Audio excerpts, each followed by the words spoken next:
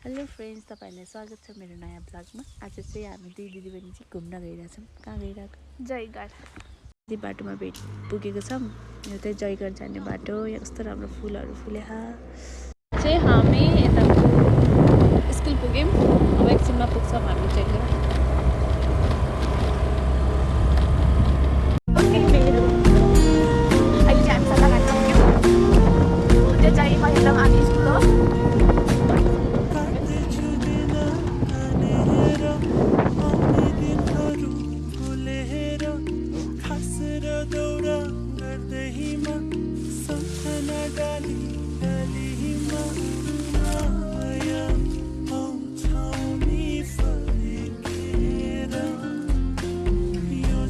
यो चाहिँ जयगढ बजार हो। हामी जयगढ बजार पुग्यौँ। हामी यहाँ चाहिँ खाजा किनिरहेछौँ।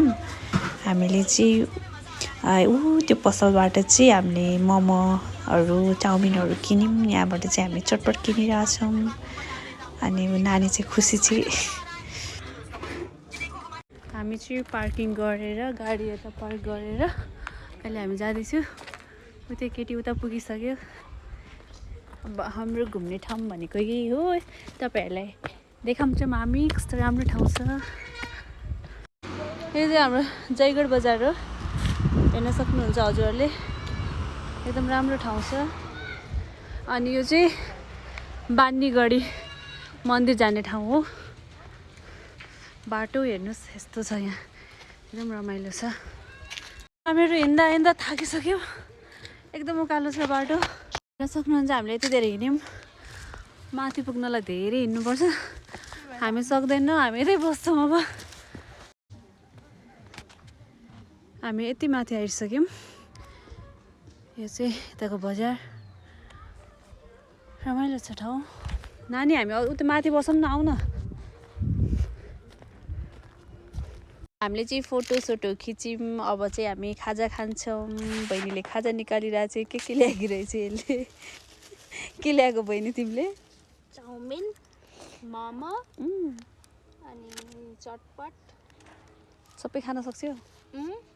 मलाई चाहिँ यताको ठाउँ यस्तो राम्रो लाग्यो के भन्ने। अब तपाईहरु एकदमै रमाइलो ठाउँ छ। मलाई त यहीँ बस्न मन लागिरह।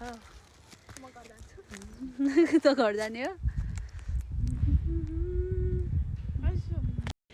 यो भोकर चाहिँ खान लागिसक्यो। एकदम धेरै भोक लाग्यो रे यसलाई। म नि खान्छु।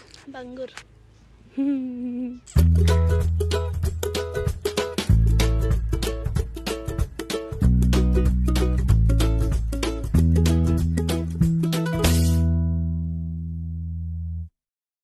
हामी यहाँबाट रिटर्न भएर होइन कहाँ जाने रे आज फेरि?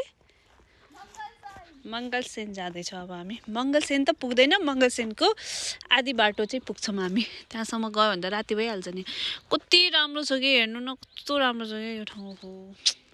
यहीँ बसौँ जस्तो कि। ल नानु न, तिमीलाई कस्तो लाग्यो ठाउँ? नाच्देऊ नि त।